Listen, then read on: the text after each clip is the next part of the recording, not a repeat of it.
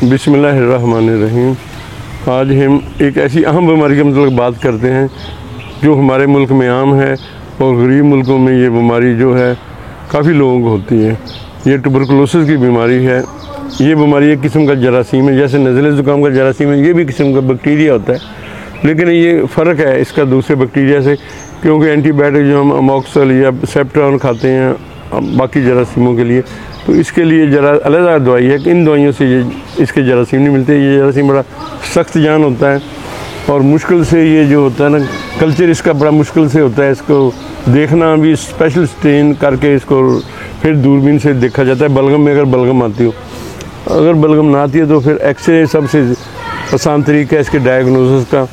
बाकी हिस्ट्री है मरीज़ की, खांसी पुरानी 1-2 माह से ज़्यादा हो, शाम को बुखार होता हो और मरीज़ का अगर वज़न कम हो रहा है, अगर खांसी भी नहीं, मरीज़ को सिर्फ बुखार होता है तो कोई टाइफाइड की दवाई खा रहा है, कोई और मलेरिया की, कुछ बाकी बीमारी, लेकिन जब एक्सरे करते हैं उसमें ट्यूबरकुलोसिस के निशानात आ जाते हैं, तो उसके लिए फिर हम टीबी की दवाई देते हैं। हमारे मुल्क में बदकिस्मती से ये मर्ज़ बढ़ रहा है, मतलब ख़त्म नहीं हो रही बल्कि बढ़ रही है, तो इसके लिए हुकूमत कोशिशें करती है। सर दवाइयाँ भी तक फ्री मिल जाती हैं टीबी की जो होती हैं, लेकिन कई गुर्बत की वजह से खुराक नहीं सही खाते या इलाज छोड़ जाते हैं दरमियान में, तो इसलिए जो खांसी 1 माह से ज़्यादा हो जाए फिर अपने डॉक्टर के पास किसी जाना चाहिए कि सीनियर डॉक्टर के पास या सरकारी हॉस्पिटल में, वहाँ प्रॉपर चेकअप करवाना चाहिए। एक्सरे फिर ज़रूरी है और उसके बाद हमें कराना पड़ता है, CT स्कैन करवाना पड़ता है, उसके ज़रिए पता चलता है। और PCR भी जो दवाइयों से बाज़ वक़्त नहीं फ़र्क पड़ता, फिर उसके लिए स्पेशल दवाइयाँ होती हैं जो रेजिस्टेंट ट्यूबरकुलोसिस है, उसके लिए हम फिर और दवाइयाँ उसके लिए बड़े इदारों में जो मिलती हैं। तो ये जरासीम जो है आमतौर पर कैसे फैलते हैं, तो उसके लिए यही है कि एक तो तरीका ये है कि उसको ये खांसी के ज़रिए फैलते हैं। खांसी जब बलगम आती है तो उसके अंदर ही ये जो है ना जरासीम होते हैं बलगम के अंदर, और बलगम के अंदर जरासीम जब खांसी मुँह आप की सेहतमंद आदमी की तरफ से मरीज़ का, तो जरासीम उसके अंदर चले जाते हैं, सांस के ज़रिए सांस की नालियों में जाते हैं, फिर ज़्यादातर फेफड़ों में चले जाते हैं। और इसलिए माँ जैसे है, माँ को ट्यूबरकुलोसिस छोटे बच्चे को होने का ज़्यादा इम्कान है, तो इसलिए ये माँ को किसी को जिसको भी ट्यूबरकुलोसिस रिश्तेदार के इंसानों के पास बैठा है, खांसी मुँह में कपड़ा रखे, चेहरा दूसरी तरफ कर ले, बाकी बर्तन अलग करने की ज़रूरत नहीं है। इकट्ठा खाने से ये बीमारी नहीं फैलती, ये सांस के जैसे कोरोना थी सांस के ज़रिए दूसरे में फैलती है।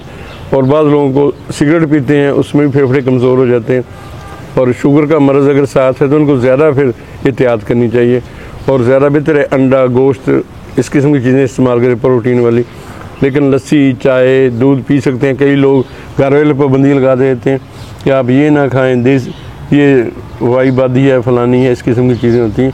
तो इसलिए ऐसे लोगों के लिए बिल्कुल ख़ास परहेज़ नहीं, सिर्फ खट्टी चीज़ ज़्यादा ना खाएँ, ज़्यादा ठंडा पानी ना पिएँ। और ये बीमारी जो है इसमें मुख्तलिफ़ जगह पर ये बीमारी फैलती है। तो इसमें एक तो है फेफड़े, जिसमें फेफड़े लंग्स के एक फेफड़े में भी हो जाती है, दूसरे फेफड़े में भी हो जाती है। तो उसके बाद जो है इसका जो है हड्डियों में चली जाती है, बाज़ औक़ात कमर की हड्डी है, मोरे हैं, उसमें चली जाती है, हाथ की जिस्म की हड्डियों में चली जाती है।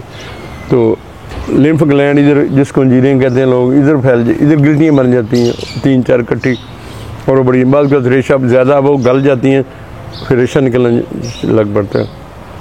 तो उसका भी आमतौर पर ट्यूबरकुलोसिस होता है। बाज़ औक़ात कोई कैंसर की वजह से भी ग्लैंड फैल जाते हैं, और इन्फेक्शन इधर हो उससे भी ग्लैंड फैल जाते हैं। इस तरह पेट के ग्लैंड है, लिम्फेटिक ग्लैंड, उनमें चली जाती है। आंतड़ियों की टीबी भी है, वो डायग्नोज करनी मुश्किल है। बाज़ का मरीज़ का पेट में दर्द होता रहता है, वज़न कम हो जाता है, हल्का हल्का बुखार रहता है। तो ऐसी सूरत में बलगम में तो कुछ नहीं आता, ना एक्सरे चेस्ट में आता है, तो डॉक्टर अपनी एक्सपीरियंस के बेस पर उसको ट्यूबरकुलोसिस की दवाई देता है। पेट में भी पानी पड़ जाता है, पेट में एसाइटिस को कहते हैं, तो उसका इलाज भी बाज़ का तो जरासीमों से पड़ती है, आम जरासीमों से, लेकिन बाज़ का जिगर के फेल होने से भी एसाइटिस हो जाती है, दिल के फेल होने से भी, लेकिन टीबी की वजह से पेट में पानी पड़ जाता है। और फेफड़ों में ऐसे पानी, उसको प्रोफिन कहते हैं, सांस चढ़ता है, एक साइड पर लेट नहीं सकता। तो गर्दन तोड़ बुखार एक तो आम जरासीम से होता है, एक ट्यूबरकुलोसिस के से भी हो जाए, टीबी के जरासीमों से होता है।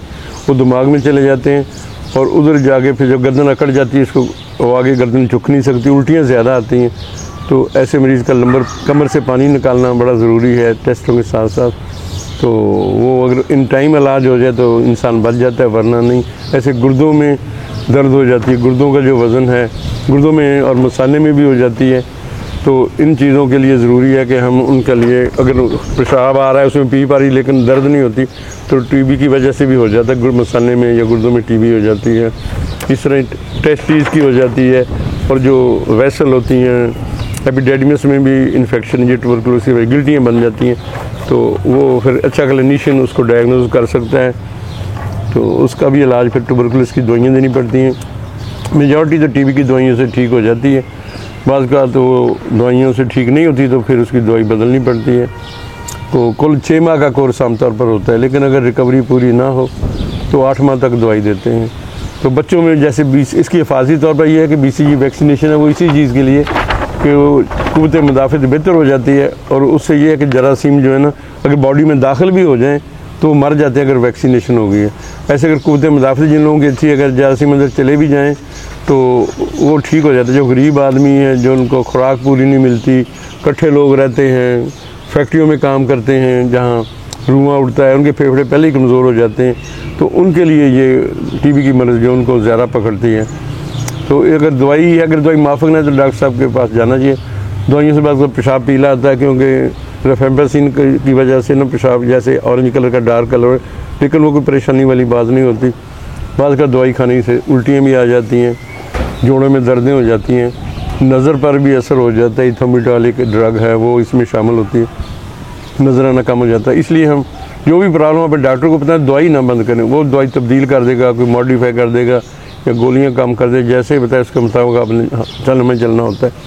तो खांसी दोबारा बाद का टीबी, बाद लोगों को दोबारा भी कुछ सालों में ये इलाज मुकम्मल करवाया था या दरमियान में छोड़ दिया, कुछ सालों के बाद अगर खांसी दोबारा हो गई है, उसका वज़न कम हो रहा है, तो फिर उसको भी दोबारा एक्सरे चेस्ट हम कहते हैं एडवाइज़ करते हैं कि दोबारा कराएं, ताकि वो इन टाइम उसका दोबारा इलाज शुरू हो जाए। इलाज बिल्कुल मुकम्मल करना चाहिए, और इसका बड़ा अच्छा इलाज है। हामला औरतें हैं उनको टीबी है, वो भी ट्यूबरकुलोसिस की दवाई खा सकती हैं।